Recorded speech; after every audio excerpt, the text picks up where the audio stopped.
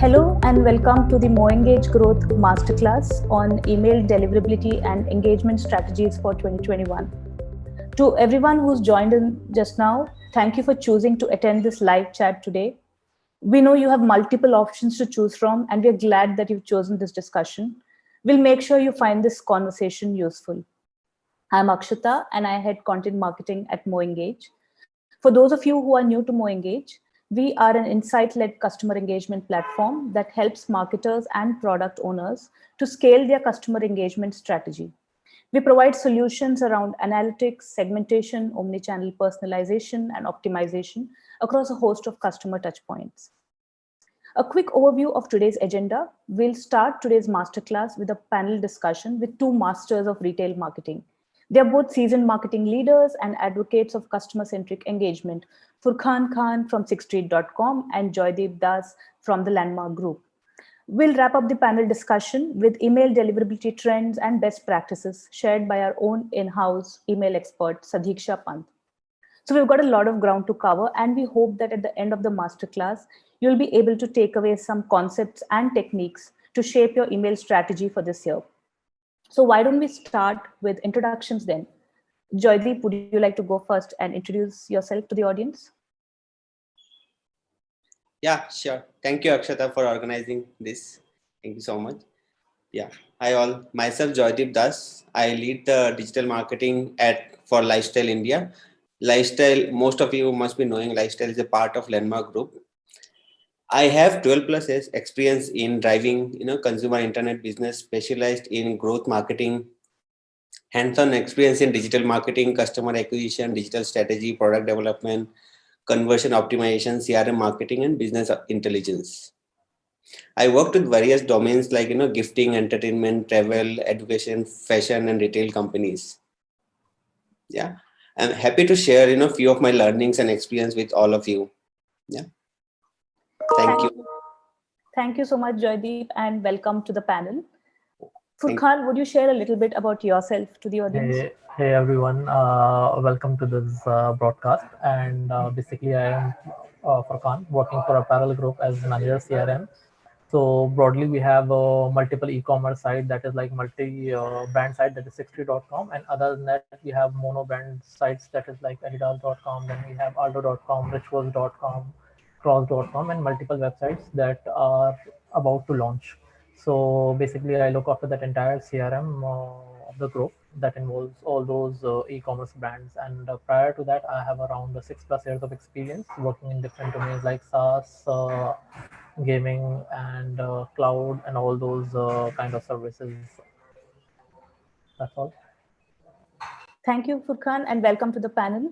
Now, before we get started, let's do a quick technical check. To the audience, if you can hear me, click on the raise hand option on the right side of your screen so we know that you can hear us and you can also see us. Okay, I think we look like we're good to go. So this is a live chat, and we will take questions from the audience throughout the discussion. So feel free to key in your questions in the Q&A window at the bottom of your screen. We'll also be sharing a recording of this masterclass over an email with you, so you don't need to worry about taking notes. Just sit back and enjoy the session right now. All right, so I know you've not joined in to listen to me. So without any further delay, I'm going to get started with the Q&A. I don't need to highlight the importance of emails in any brand's marketing mix. If you've joined us today, you probably know that emails is a key touch point for your engagement with your customers as well. I'm sure you'll also agree when I say that email is a marketing channel that can deliver the highest marketing ROI.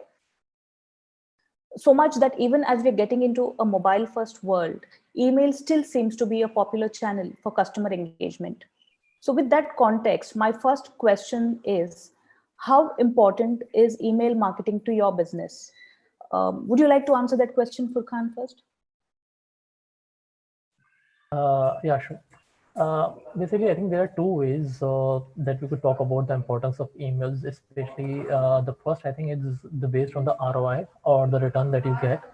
So I think when it comes to ROI, email is the best channel across all the marketing channels that you have, keeping the very low cost and then the kind of return that you get from the email.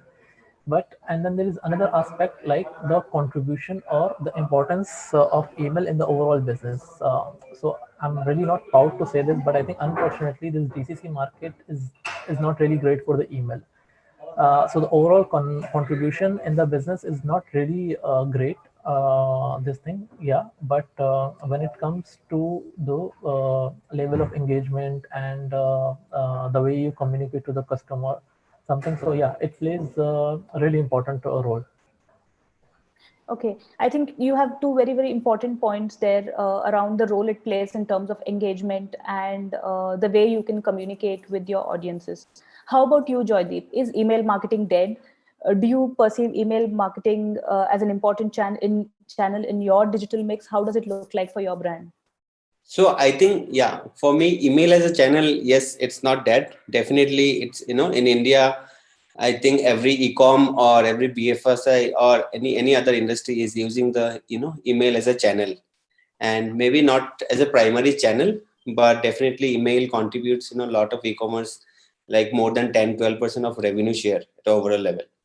And definitely in terms of cost, email is one of the channel which is high cost effective.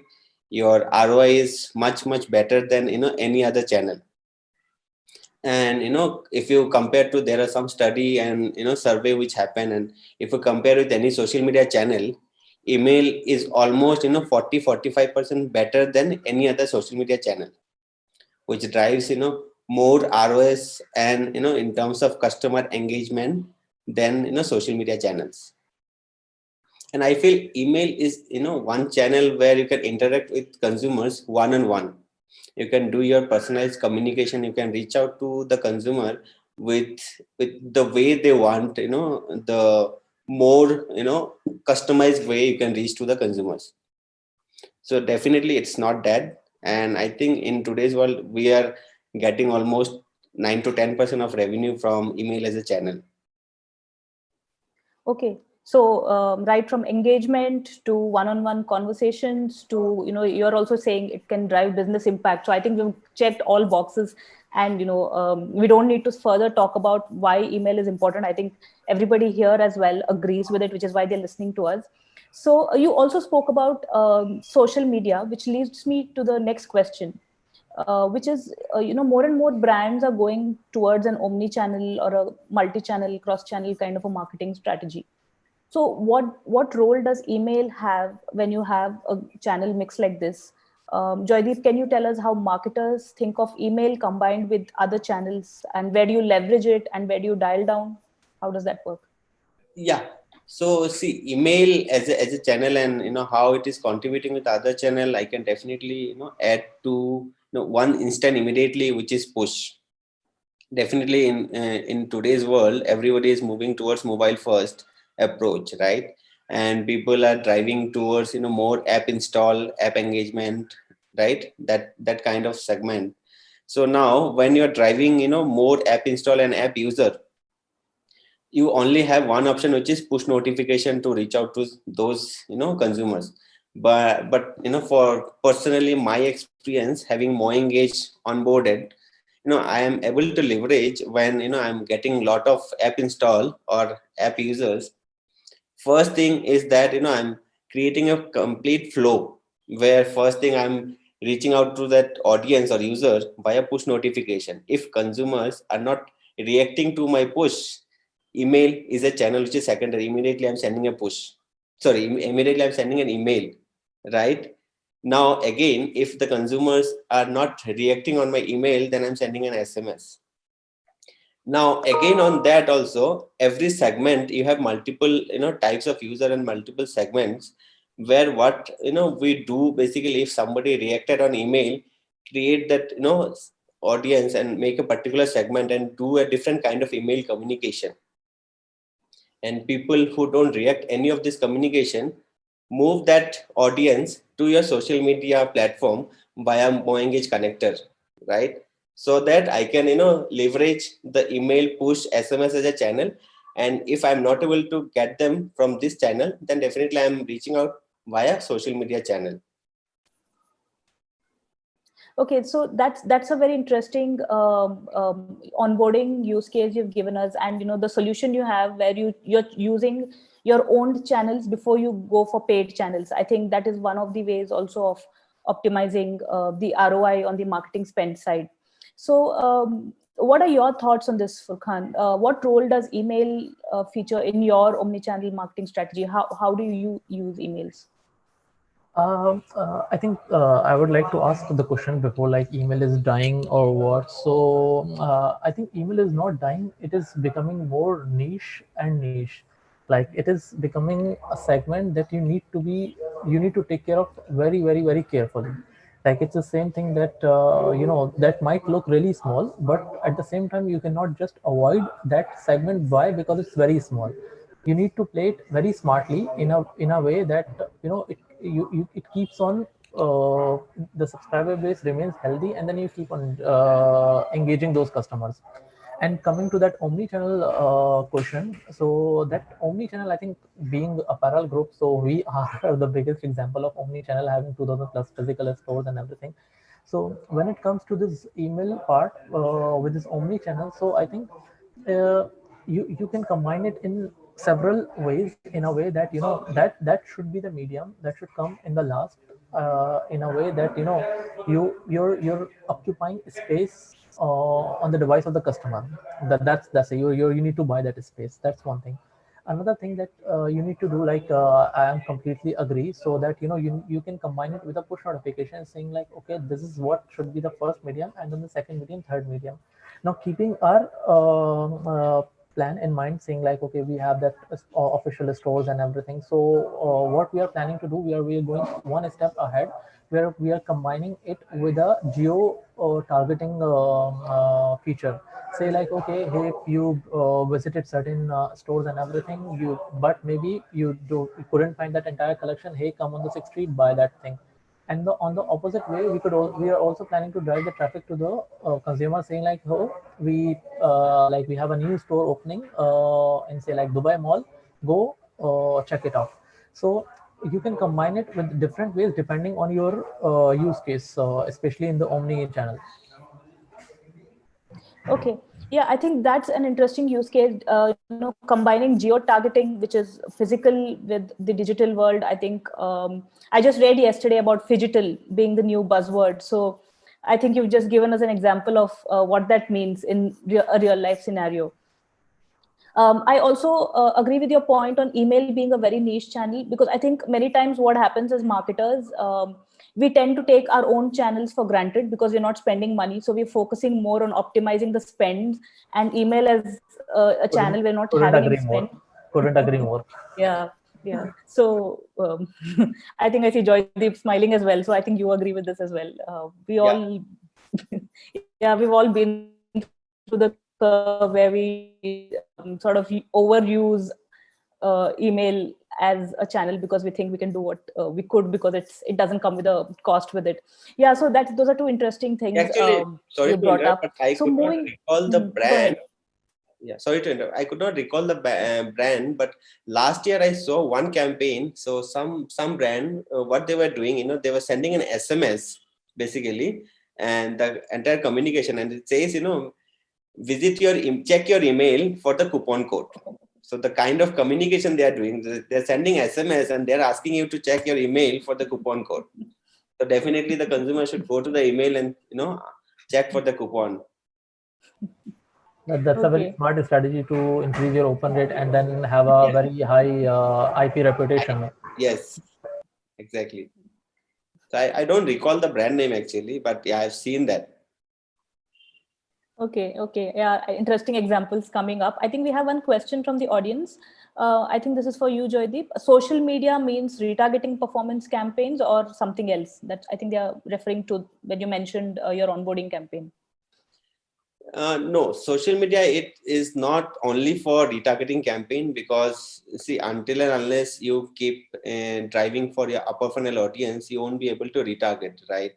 So first thing you need to see, who is your target audience and how you're trying to reach them, right? And maybe in today's day, right, social media is the platform where you can target your audience. And once you go for the upper funnel audience, and post that only you can segment the audience and go for retargeting campaign. What I mentioned earlier is MoEngage feature, because there is a feature called connector on MoEngage, which is helping me a lot in terms of doing retargeting campaign and cost optimization. Basically, if when I'm targeting via push, email, SMS as a channel, which is low cost channel, once I'm unable to reach those users from all these three channels, then I am what I'm doing, I'm creating a different segment of audience and moving those segment to social media, which is Facebook, and I'm targeting those audience on the social media platforms. I hope I'm able to answer your question. Yeah, I hope that, I mean, I understand what you're saying. If that answer set is not what you're looking for, please repost the question again.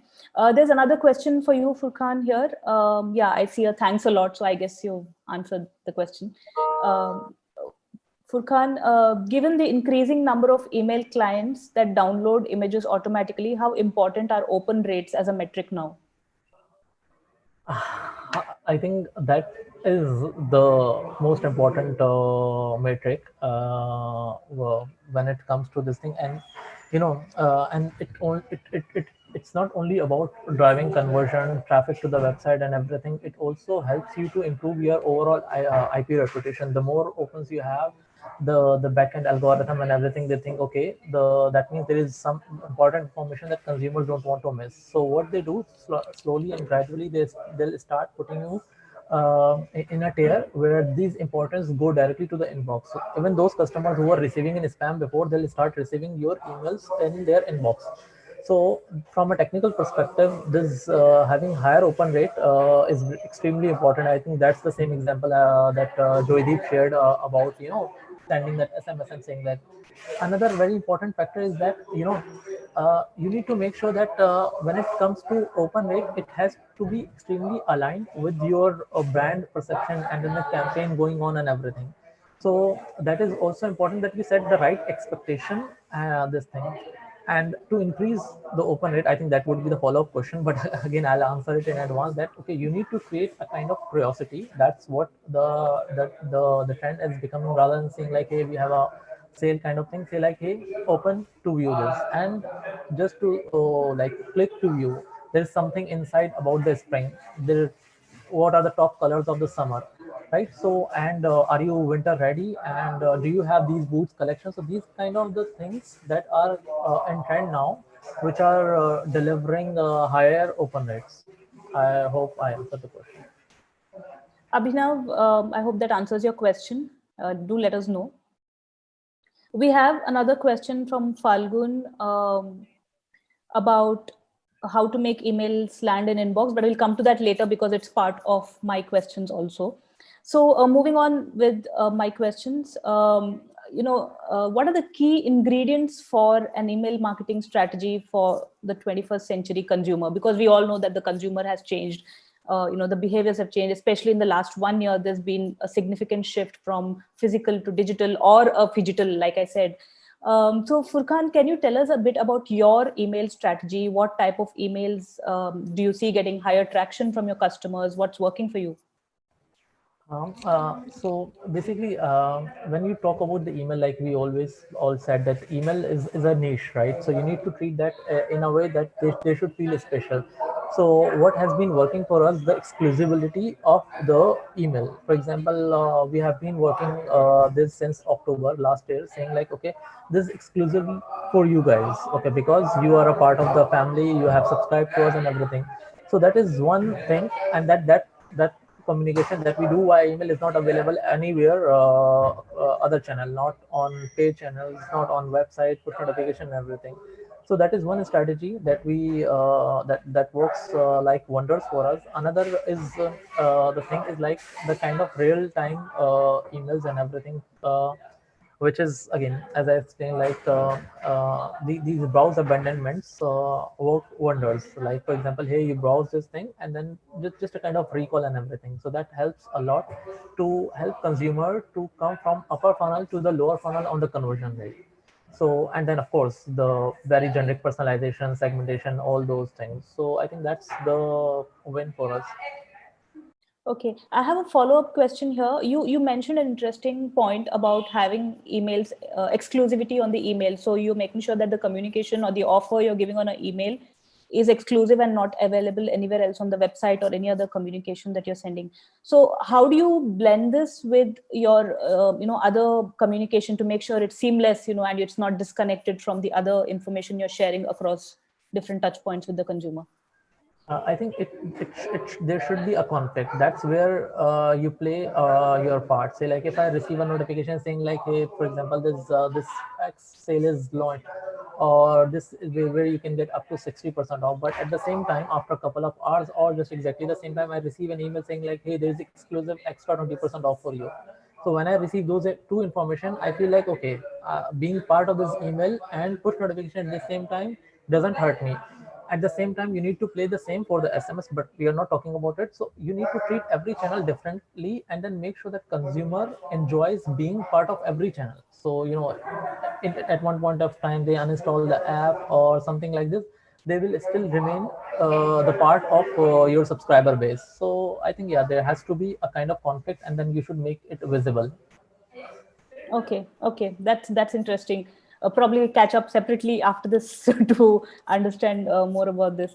So, Joydeep, what's been working for you, and what are some of the must-haves that brands should keep in mind while they build their email marketing strategy? So for us, a primarily hyper personalized and micro segmented campaign works well. When I say hyper personalized and micro segmented, basically looking at the data, you cannot send email to everybody, and every time in a day you cannot send 5, 6, 10 emails to a same consumer, right? So you have to personalize, like what device they are using, what is their behavior on your business or portal, right?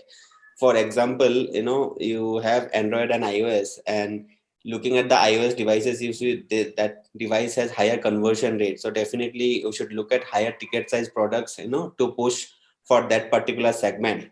So create segments in a way, device specific segment, behavioral segments, and purchased and intent based segments. So different kind of segment you create, and based on their segment and based on their behavior, right, you trigger the email campaign.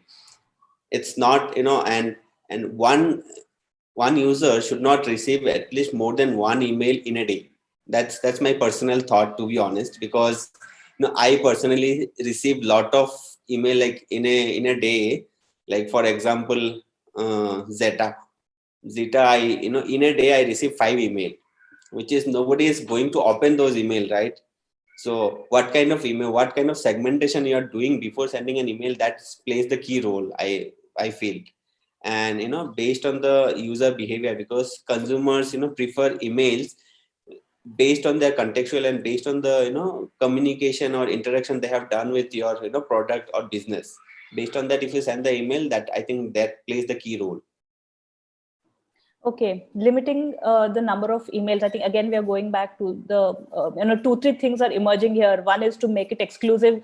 Two is to make it a useful channel versus a channel where you're just spraying messages across, and then personalizing it. So I think a very, very important takeaway is segmentation being at the core of all of this. So now from here, I think moving into deliverability a little bit. How do you is email deliverability truly a challenge for your brand? What has worked for you in the past to improve deliverability? Would you like to go first, Joydeep? Yeah, see, deliverability, it's primarily matters like what kind of database you have. So first thing, if definitely it is your own opt-in proof data, and the way you segment the the entire email list, you will definitely have the better delivery rate. Plus also the kind of content and creative you use while sending the email, that plays a key role, right? So because lot of times there are times where if you use multiple colors, different like red and yellow, those colors on your creatives, the email used to go in the junk box, right? So the kind of segmentation and the kind of audience you have on your database, that plays the key role for delivery. I hope Furkan would agree with me. And what are your thoughts? Yeah, of course, I completely agree that these are the two very, very important factors. And to add Joydeep's part, I think there has to be a perfect balance between the kind of content images that you use and the text. There are strategies that you could make a balance, because most of the emails, they have to look extremely beautiful, that you cannot achieve via text or HTML.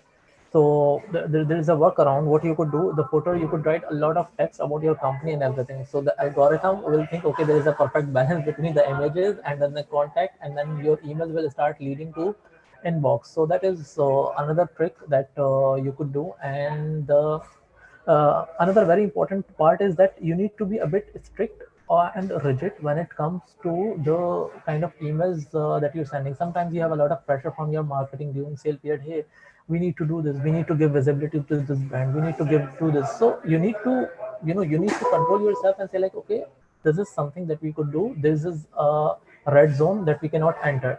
So you should know your limits, like what number of emails that you can send, and beyond that is gonna hurt your IP reputation and your brand reputation. So that is also very important, that you should know the limits of your channels. And I think, sorry, go ahead. Yeah, I think adding to Furkan's point, see, I would like to share one personal experience in my previous organization. When Gmail, started this social updates and primary box, right? So every email used to go to the promotion tab. What I did, I personally, changed the entire strategy. I did not send any image emailer. I completely removed the creative part, and I was sending only the text in HTML format, the text, and putting only one link in between the text. So that directly lands to your primary box. Okay, it will not go to your promotion box. That works like wonders for B2B clients. It's really important. Thanks for sharing, Joydeep.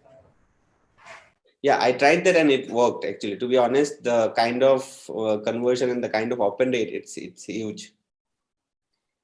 Okay, I mean, interesting, not to use images at all and still make it look attractive. I think we probably need a complete different session on how to create emails, how to balance it out while you make sure it lands and also make sure the email is interesting enough for someone to engage with. I think we have a question on what do you think is essential for a virtual event email campaign? Anybody has any thoughts? Virtual event? Sorry, come again. What do you think is essential for a virtual event email campaign? This has come from Eva. Eva, would you like to add a little more information here so we understand the question better? I think it's about like you're creating a virtual event like this thing, and then like now people are talking a lot about virtual and couple of influencers combining as an event because of the COVID and everything. So please correct us if that's what you mean or something different.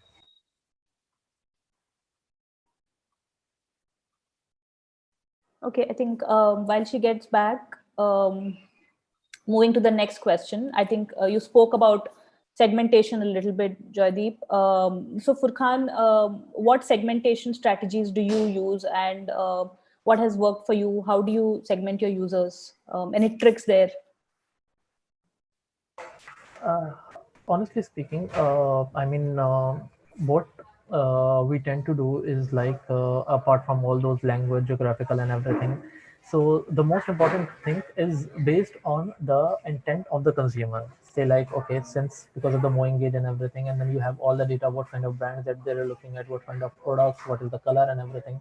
So that is also very important. I think Joydeep also explained it, that you need to go granular as much as possible, right? And that's based on the intent that customer is looking at. And apart from this, there is another thing that based on the RFM, right? There are 12 segments that you could do, like that's based on their purchase, their behavior and everything. So the one thing is that what customer exactly looking at based on their affinity. Is it a sport customer, or fashion, or a bag, or a woman, or something? And the other thing, a commercial aspect that involves all that RFM and everything. So these are the two major things that we do, and in our email marketing. Okay, interesting. Having data on one side and having customer intent on the other, and then being able to blend both of them together. Joydeep, would you like to add something on the segmentation part? What's worked for you? So I think, yeah, persona based and device used, like I mentioned earlier, right? Based on their purchase history and the website activeness and the kind of behavior the user have done on the website, right? Based on the user behavior and persona, if you do the segment, definitely that works better than anything else. Okay, okay. We have a question. What practices will help in growing my email subscriber list?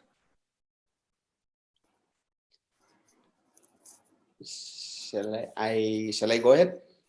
Yeah, yeah, go ahead. Yeah, it depends also, like what kind of activity you are doing on your website or business, and the kind of traffic you are driving on your platform. For example, I'll give you one example. Back in 2012, when I joined a company called Quicksilver, we launched the website. It was very new. We were not even getting 100 session on our website. The biggest challenge, how we can scale the traffic and how we can build the email list and a consumer base. The first thing, I saw that Google display is the cheapest channel where I can drive traffic with 40-50 paisa per session. So the thing is that you need to come up with a smart ideas. So what I did at that time, Flipkart was just booming in the market.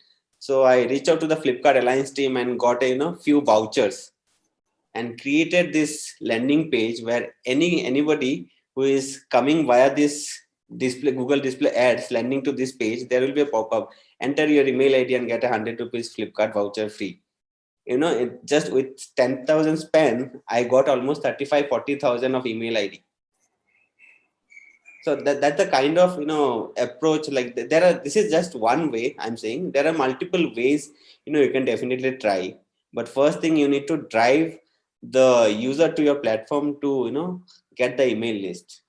But you should not go and buy the email list for sure, because that's the, I think, yeah, worst experience if you buy any email list and then start doing the email campaign.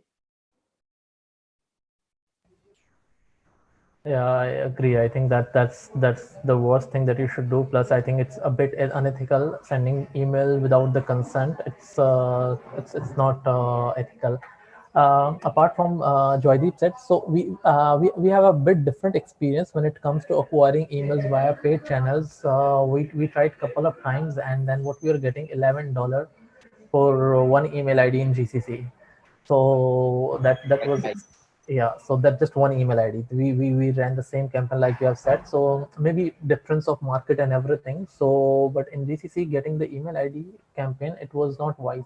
So what we tried different gamification campaigns, say like spin the wheel and then scratch the coupon code and then see the kind of thing. And then the best time to grab those email IDs is just prior to some mega events. For example, Black Friday is the biggest event in GCC, and Ramadan. So like, hey, Ramadan is coming, would you like to receive, you would you like to be the first one to know about it?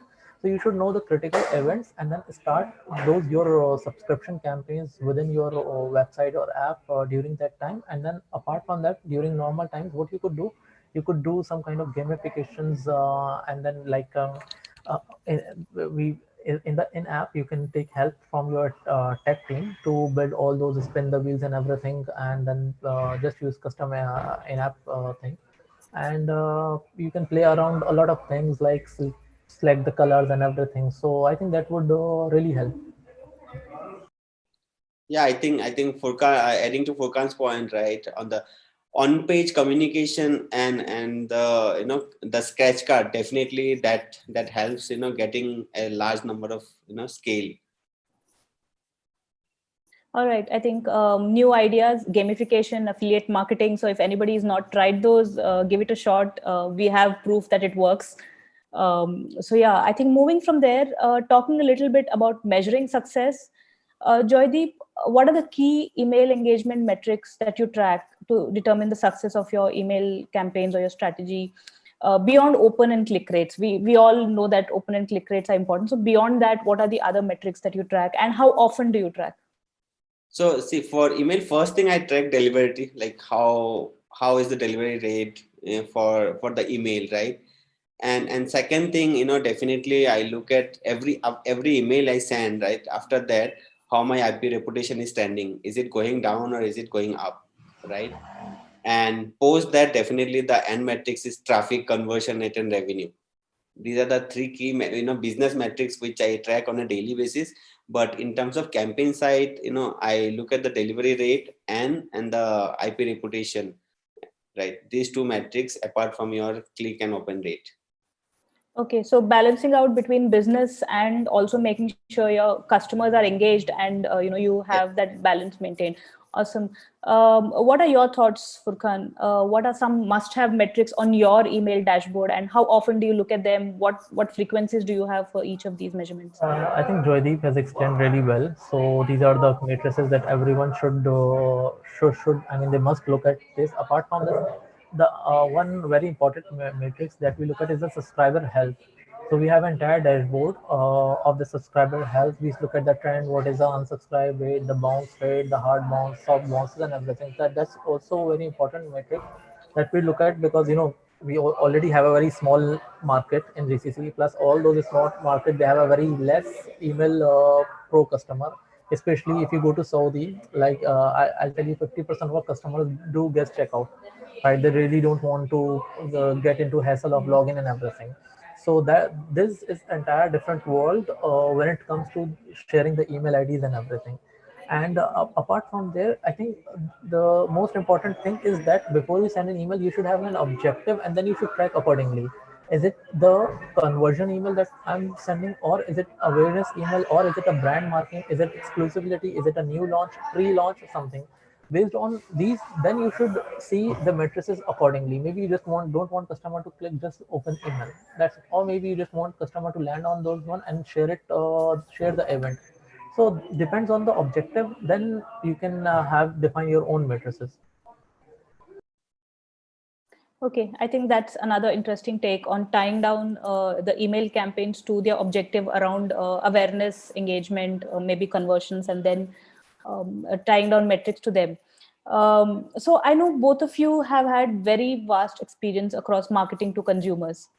However, if you were to speak about one email campaign that is really, really memorable, special for whatever reasons, what would that be? And would you like to talk a little bit about it? Joydeep, would you want to go first?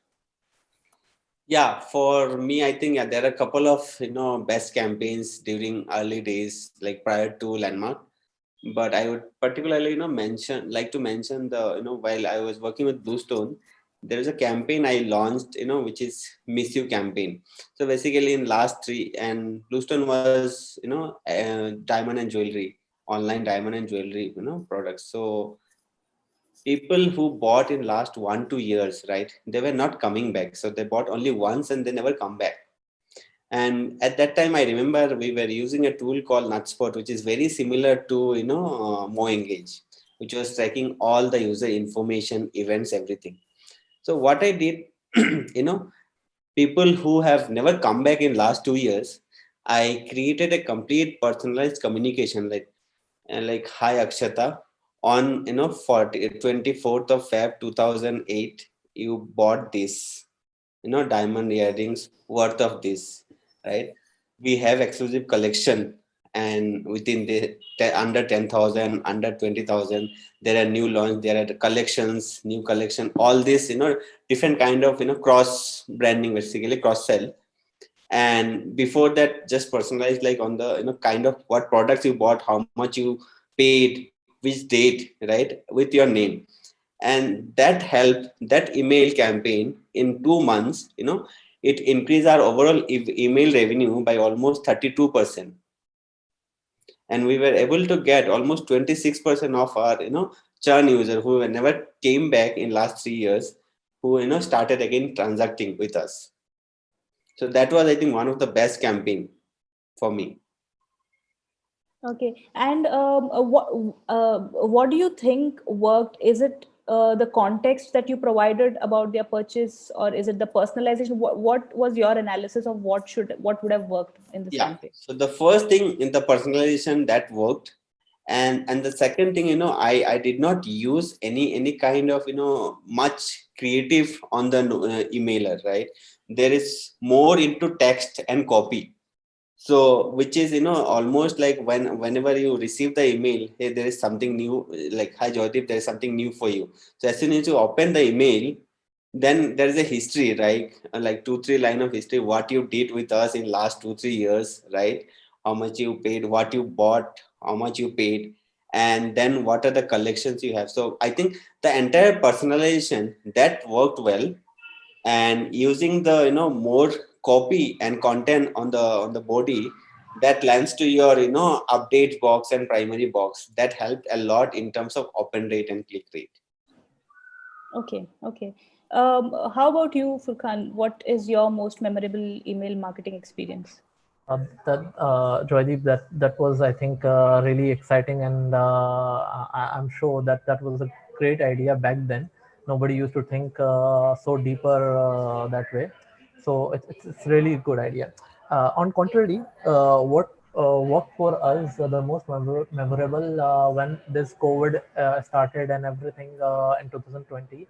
So what we started to talk about the trend of 2020, the most like what you should have as a summer trend, because people were so frustrated. They were at home and everything. So we started like, okay, let's, because everyone was talking about the, so basically our strategy worked. We started what people, we talked what people were not talking about. People were talking about how to stay home, how to look beautiful staying home. And in that email, we went a little bit beyond staying at home, and then we went a bit bold about the summer, the beach, and everything, which people were dreaming at that point of time. So we played a little bit about the frustration psychology at that point of time, and with the help of our wonderful copy team and the design team and everything. So we drew an email that was talking about the entire summer trends and everything, and that received a lot of engagement and appreciation from internal teams as well as from outside influencers. And then that campaign was very successful in terms of engagement.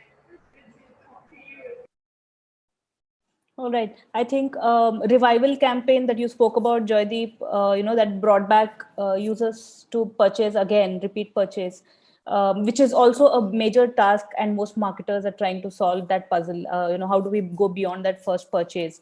And also talking about the customer emotion and the sentiment, and sort of playing up to that, fueling that, and helping customers, live to their summer dreams. Furkan, from your example, I think both of them, for me, there is a common theme, which is really, really understanding what your customers resonate with, and delivering that to them, whether it's in the messaging or the copies, or it's the pictures, or however you're positioning it.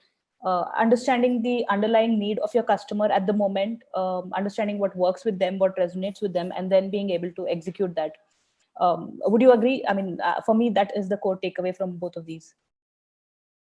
Yeah, I think, yeah, that's a key point, touching the customers or consumers emotion, that plays the key role when you're doing any communication.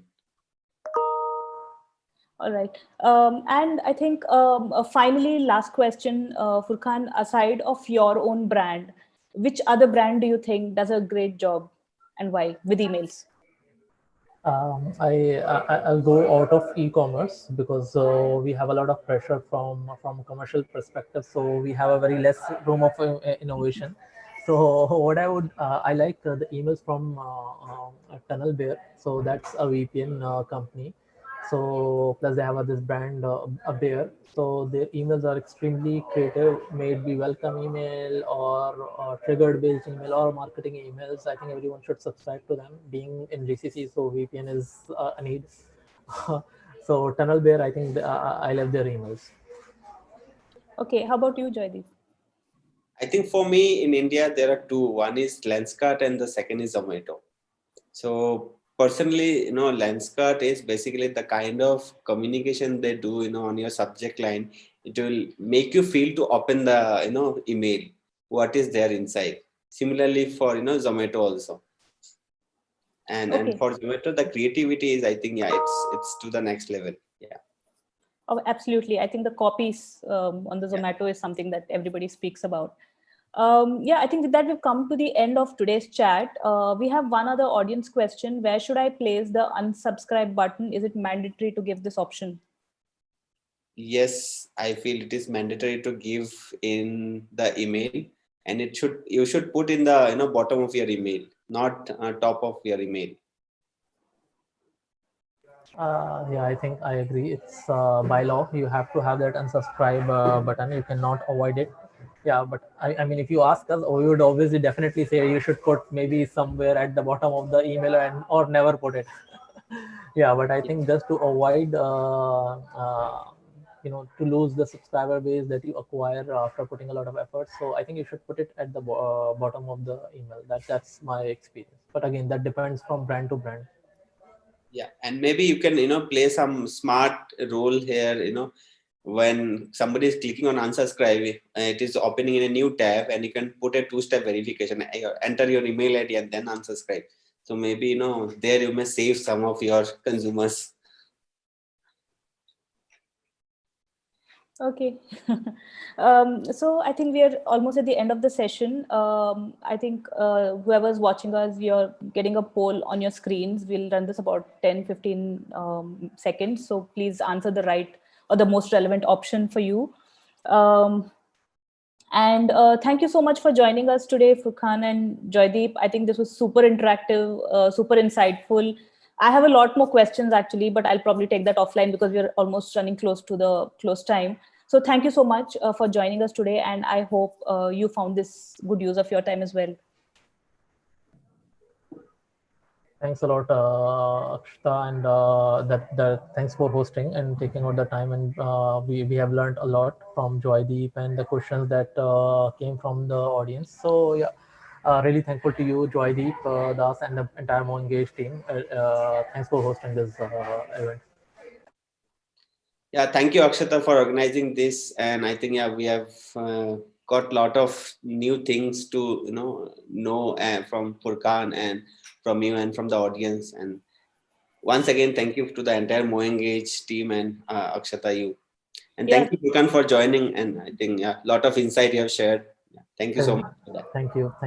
Thanks to both of you. I think we could easily do a part 2 of this masterclass and go into depth in some other areas within email marketing for sure. Yeah, sure. For sure. Yeah. Okay. Thank you so much. And a note for everybody who's listening in: we've not completed the session. If you like the discussion so far, there is more. We have Sadiksha Pant, our very own email marketing expert from MoEngage, who will share some pointers about deliverability and how to get it right. So over to you, Sadiksha. Hi guys, this is Sadiksha. I'm Senior Email Deliverability Consultant at MoEngage. I have been working on deliverability for the past 5 years. So I guess without further ado, let's go into the presentation. We have the Email Deliverability 101, how to get your emails to land into inbox. Let me share my screen.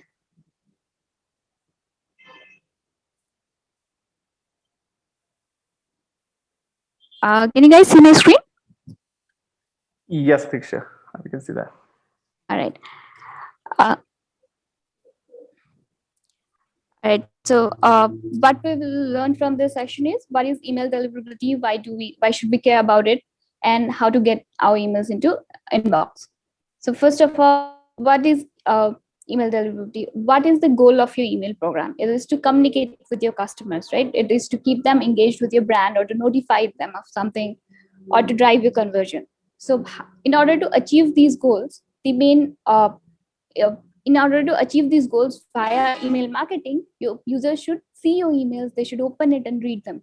But if the users do not get your emails, that is, if the emails aren't delivered or if they go to spam, then they won't be able to see this, which will not help you achieve your goals. So the question is, spam emails are still delivered, right? Spam is still a folder in your mailbox. So why is it so bad? Because spam is, we can say spam is very going to die. Most users simply do not know that mailboxes also have a junk folder or a spam folder, and so they are not going to check their junk folder and look for the emails that they don't see in the mailbox. But or not to mention, ISPs actually flag the emails in the spam folder as suspicious, or the links are usually turned off, the images are turned off. So, and there is a flag which says this is suspicious, or this looks like spam. So user and so for a from the user perspective, it's actually in their best interest that they do not open or they do not interact with the junk email. So target of your email campaign, it's necessary that the emails go to inbox rather than spam, which is why email deliverability is important. So we generally hear about the word delivery or delivered percentage, and in most cases you can see 98 or 99% delivery rates. But how is it different from the deliverability? So delivered simply means that the emails have been accepted by the recipient server. For example, you are sending an email to sadiksha@gmail.com. Delivered means gmail.com has received that email from on my behalf. So the email has been delivered. Deliverability means whether that email went to my inbox folder or not. So deliverability would be the ratio of the emails which go into the inbox folder versus the emails that were delivered. The other thing is delivered rate. We can more or less calculate, because when recipient servers receive the email, they send out a receipt saying whether the email has been whether they have successfully received the email or whether it's been rejected, and reason for the rejection. Sorry. However, when it comes to deliverability, no ISP shares that information. So we can measure more or less exact delivery rates for any email campaign. However, we cannot measure exact deliverability rate. And no ISP actually says the information on which emails and for which user it went to inbox and where it went to spam, or which folder did it go to. Now, talking about why, let's see an example. For example, you have a 98% delivery rate while your deliverability is 60%. What it means is, out of the 100 users that you targeted, 2 people did not receive emails at all. And the 98 people out of 100 which received the emails, 39 of them got in the spam folder and 59 of them got in the inbox folder. So typically only the 59 out of the 100 people will be the only ones who actually see your emails. So is good delivery important? Yes, absolutely. It's very, very important. But is that enough? Absolutely not. Good deliverability, that is emails going to inbox, is very, very important. Now, some of the commonly accepted facts on email are, according to different researchers, are first of all, it's said that average attention span of a user is 8 seconds and is decreasing by the year. And there are roughly 300 billion new emails that are sent every day as of 2020, and it's likely to increase to 361 billion by 2024. And Gmail receives around Gmail has around 1.5 billion users who use Gmail monthly as of 2019, while they receive an average of 293 billion emails daily. And 70% of the spam emails that are generated worldwide are actually the marketing emails, which ought to be actually genuine emails. According to Litmus, email generates around $42 of revenue, which is the highest compared to other marketing channels. So, and 50% of what Gmail receives is considered spam. So what we can infer from all of these points is that, first of all, users use email a lot, so it's not dying anytime soon. And users receive a lot of emails, and their attention span is rather low, which means that you ought to send email and you ought to make it relevant and eye-catching. So where your target audience actually opens it amongst all the many different emails that they receive every day.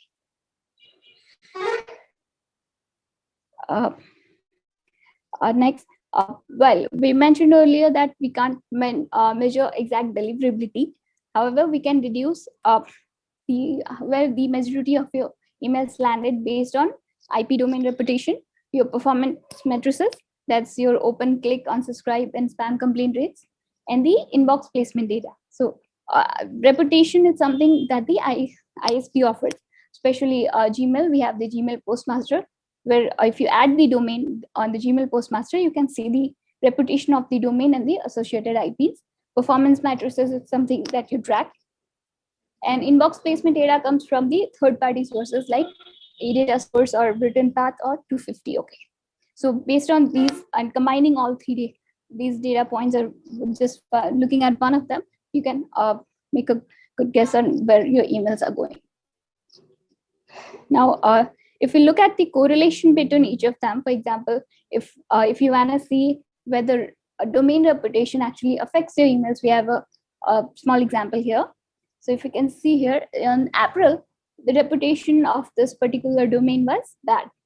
And if you look at the email sent and the open numbers, and around the third app, like when the reputation was on bad, the open rates were roughly 2% only, and the revenue was only conversion rate was only 0.56%, which is quite low.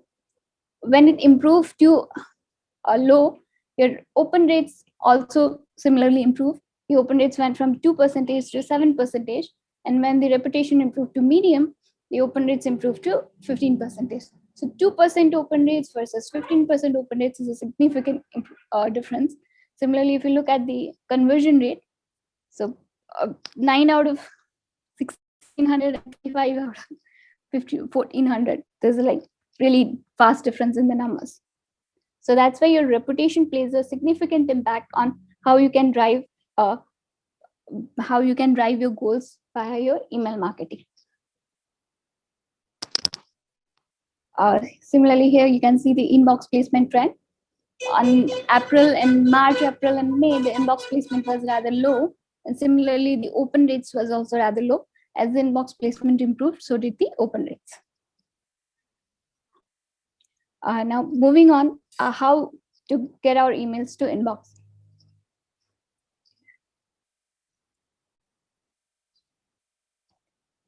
So some of the best practices which helps improve email deliverability are, first of all, sender authentication. That is, your email should be authenticated, which implies that your emails come from the brand that it says it's coming from. Clean user collection methods, that is, the users actually know your brand, they actually subscribe for the emails. Legal compliance, that is, the emails aren't violating any email or marketing laws on your target on the country. Every country would more or less have some basic marketing laws, so you should ensure that the emails do not violate any of those policies. Proper segmentation and optimal send frequency, that is, sending too many emails is really bad. And similarly, sending too few emails is also bad because of the brand awareness might decrease that way. And proper segmentation, as in should segment users and target based on their activity or based on their interest with the brand. And coming to sunsetting is removing the inactive users from the brand. So removing inactive users doesn't mean that when a user doesn't interact within, say, 90 days, you just simply stop targeting them. It means you need to have multiple reactivation policies in place, and after doing a lot of reactivation and trying targeting them multiple ways, if they still do not interact at all, then it's best to say goodbye. And the automated removal of bad actors. Bad actors should be the invalid users, that is, the hard bounces, or the users who report spam, or the users who unsubscribe. Invalid users, they do not exist at all.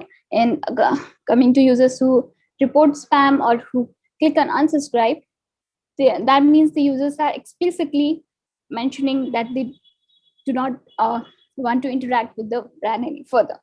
So in that case, it's the best thing to do is to remove all of those users from your list immediately. And more importantly, most of the marketing laws in most of the countries actually require that you remove those users from your email list.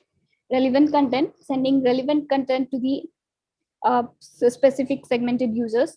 That's the very, very important part. Users tend to receive multiples of email every day. So your email should have relevant content which interests the users in order to drive your email marketing. And monitoring is just, this goes without saying. If you're doing something, you need to keep an eye on it and make sure you don't have any issues.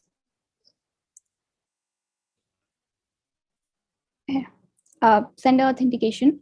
Sender authentication is the way to authenticate, that is, to prove that the sender is who they say they are. For example, if I'm sending an email, the ISP should have some ways to check whether it's coming from me or not. So in order to put those checks in place, we have to do basic authentication. That is, the basic authentication includes SPF, DKIM, and DMARC. So most of the ISPs, if your emails fail the basic authentication, that's SPF and DKIM, they are more likely to get blocked, or they would go to spam. More importantly, without authentication, the emails might get flagged as suspicious, even if they they don't get blocked and they actually get delivered. Or they may have some, or the header itself would say like coming via the so and so channel, so which actually shows that the emails aren't actually from the brand. So it's best to authenticate the emails. Clean user collection methods. So there are multiple ways of acquiring users. That's the first one is the explicit sign up, or the in-store sign up, where you explicitly sign up and give your consent to receive the emails.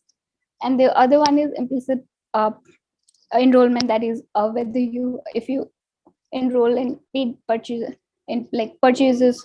paid purchases of loyalty programs or membership programs, or you provide your email addresses during some event or during purchase or use of services. And the third one is when you link it to some third-party app, or you purchase it via third party.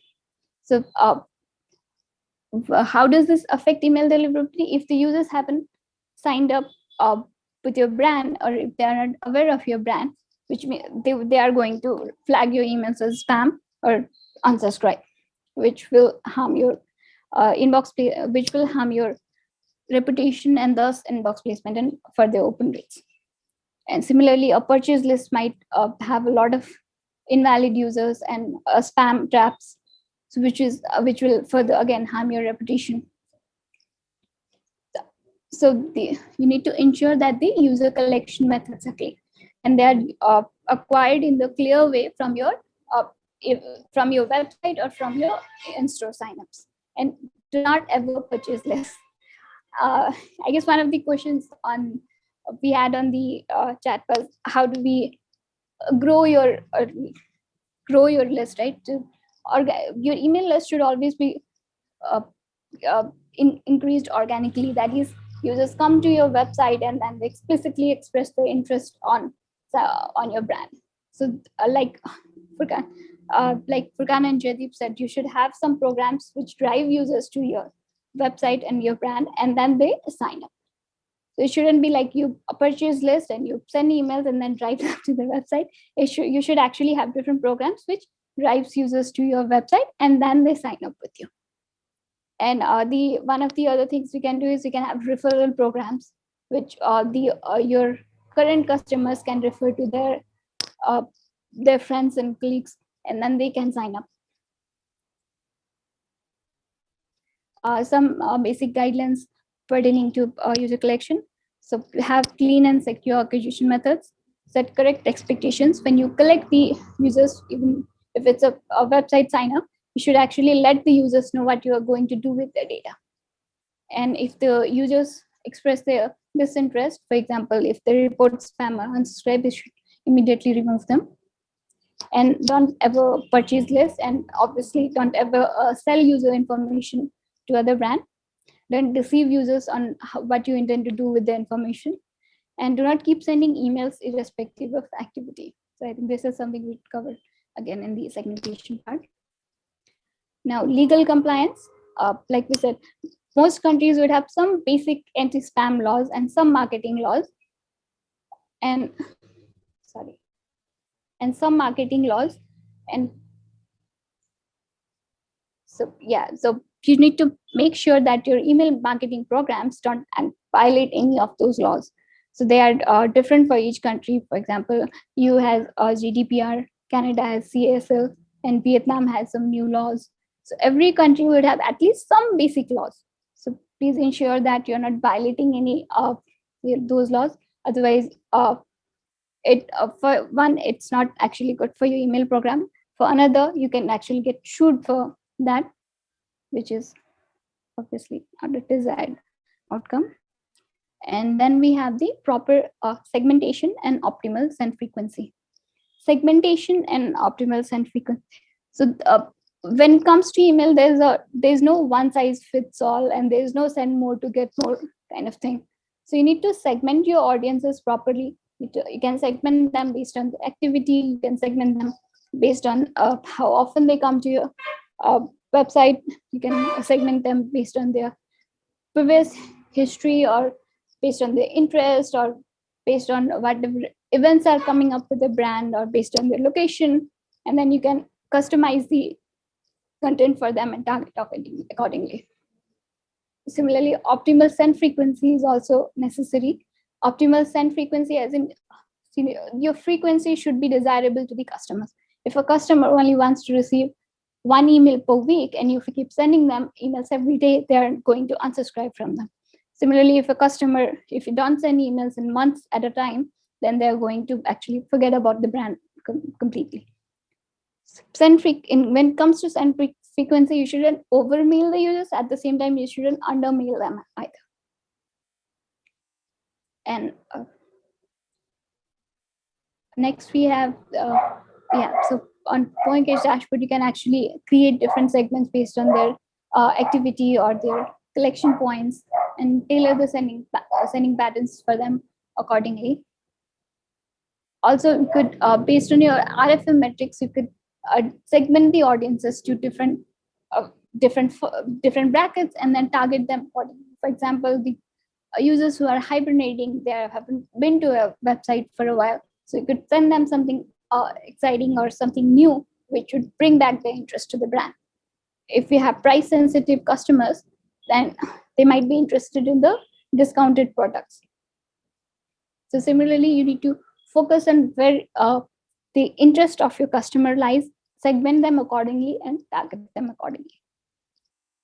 And create dynamic segments and adjust send frequency as required. So apart from the blast emails, you could create a lot of dynamic segments and smart trigger campaigns, not just the usual abandoned cart, abandoned browser or something. You could have multiple different cases for the smart trigger and funnel campaigns, and you could create dynamic segments for each of them, and adjust the send frequency and see how each of them work.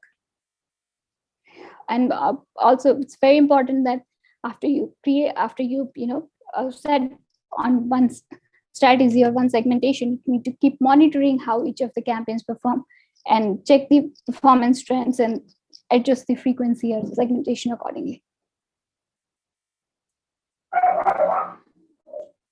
Sunsetting is the way to keep the listing. Why is sunsetting necessary? For example, first thing, if you continue to send to inactive users, then that impacts your reputation. If even if the user doesn't unsubscribe or report spam, if they simply do not interact with the email at all, they still impact. That still impacts your reputation, because they fluctuate the how your active users are like interacting with the brand. And at the same time, ISPs tend to convert the older inactive users into spam traps. Spam traps are kind of honey trap addresses which are used to trap spammers. So if you don't have a sunsetting policy in place, your number of spam traps in your email list might keep growing over the years, and your list quality will slowly degrade. At the same time, some ISPs like Comcast actually deactivate users who haven't opened their account in a year. Even if the ISPs themselves have sunsetting policy, it's imperative that the marketers have to.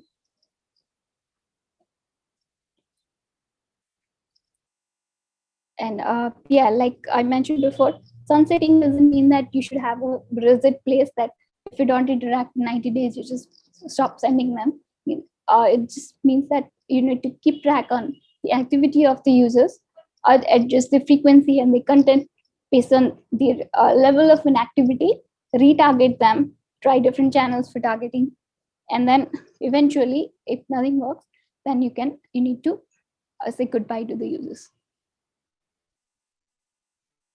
This goes without saying. The bad actors like hard bounces and spam complaints and unsubscribes, they need to be removed from your list ASAP. Relevant content. So not everybody on your list wants the same thing.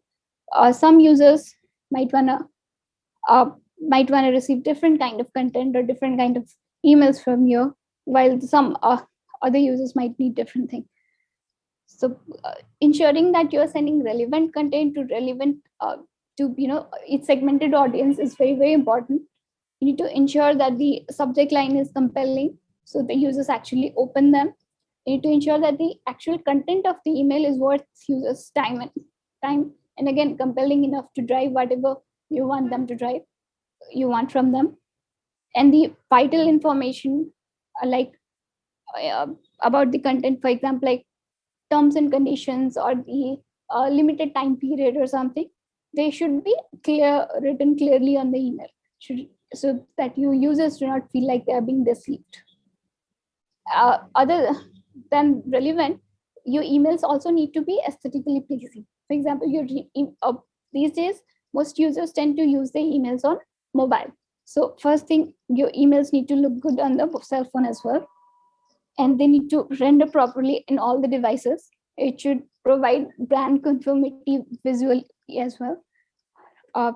Say, for example, our MoEngage has a logo in blue, right? Our whole website looks blue. If I send an email from MoEngage in completely red color, even though it's actually coming from MoEngage, it might not look so from a user's perspective. So visual conformity of the brand is also quite important. Okay, and email should be readable. It shouldn't be distorted, and the key part should be highlighted properly. The links button should work. Yeah. And if you have limited time,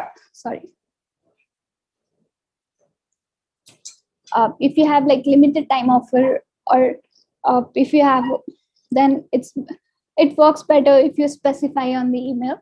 Or I think the countdown timer actually works quite well. If you put a countdown on the subject line or the body of the email, which keeps counting down to the deadline, that also works quite well. And be sure to include the brand name and some details on the brand, communication addresses, phone numbers, and social media links, etc., to your email, so that the users know that you are reachable to them. So users know how they can reach out to you. For example, on social media, on the email, on the phone number, and the physical addresses, everything.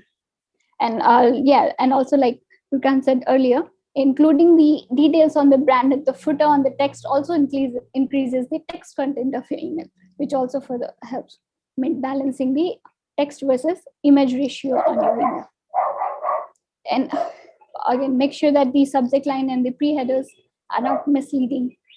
Your subject line shouldn't say one thing, and then the content shouldn't be about something entirely different that counts as deceiving your customers, and they might not be quite happy about it.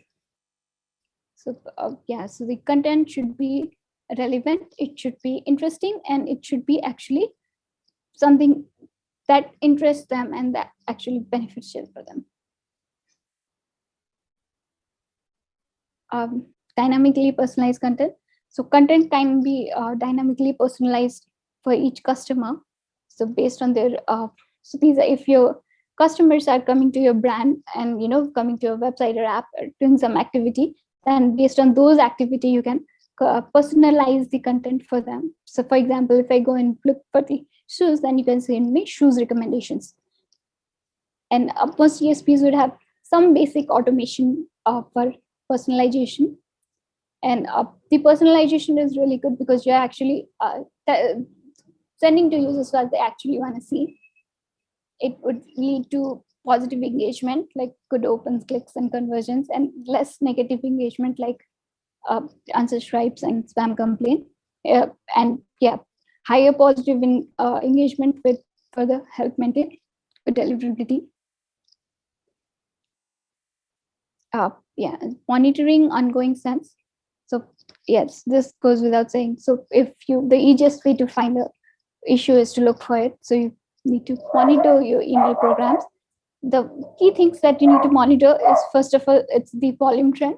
So check that the volume, there are no sudden volume spikes. And similarly, there shouldn't be any frequency spikes either. Say on a daily basis, you tend to send 100K emails. If you suddenly make it to 1 million or 10 million, that would be a huge spike, which will directly lead to drop in your reputation. Similarly, if you tend to send 3 emails per week if you have been sending 3 emails per week for like say a year or so, and then you suddenly increase to sending emails daily, so that also actually counts as the unusual trend. So if you are going, whether you are going to increase the volume or whether you are going to increase the send frequency, you need to do it gradually.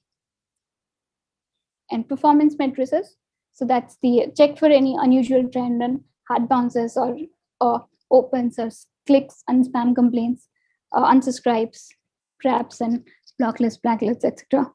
Apart from the sudden spikes, also keep looking for a gradual decline or increase over the weeks and months. And reputation data, Google Postmaster and SNDS provide the IP and domain health on their site. So that since it comes directly from the ISP, so this is more accurate data. And you can also look at inbox placement data from third-party vendors like a data source or return path or 250 OK. And keep monitoring every couple of weeks to ensure everything is all right. Now, I think we can. Yeah, so when it comes to volume trends, so these are some good trends. So your volumes are increasing gradually here. And when you look at this, so here you're sending less than, this looks like what, 200K emails from 8K to 8 million emails.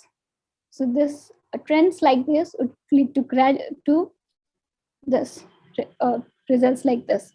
So with sharp increase in volume, your reputation had the sharp drop. Yeah. So before we sum it up, one more thing is I keep talking about the folders, right? Gmail has the multiple folders, updates, promotions, and forums and social. So when it first came, at that time, emails in promotional folder weren't getting all that time and attention from the users. However, the tabs have been in place for quite a while now, which means that most of the users are actually aware of the different tabs in Gmail. And promotional emails are actually supposed to go to promotional tab only. So promotional email aren't supposed to go to updates folder. If they do go to updates folder because users are interacting with the emails a lot and the ISP itself feels that they should be in updates folder based on interaction, that's really good. I've been trying to trick emails into going to updates, trying to trick users into, for the promotional email to go to updates folder usually doesn't work very well. However, some things that work are your emails should have more text content. It should have more personalization. So these things actually work.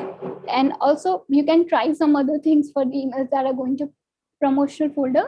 For example, Google Annotations only works on the promotional tab. So you can try Google Annotations that will highlight your emails on the promotional tab on the top of the list on the mobile devices. Yeah. All right. So looking at all of these quickly. So first of all, sender authentication. This is to validate that your emails are actually coming from where they say they are coming from. Clean user collection method. So users are actually aware of your brand, are actually interested in the brand.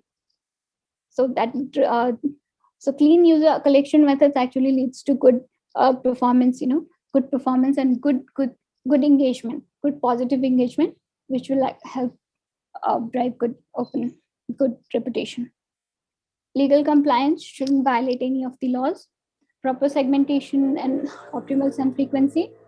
Segment users properly, tailor the send frequency for each segment, and tailor the content for each segment accordingly.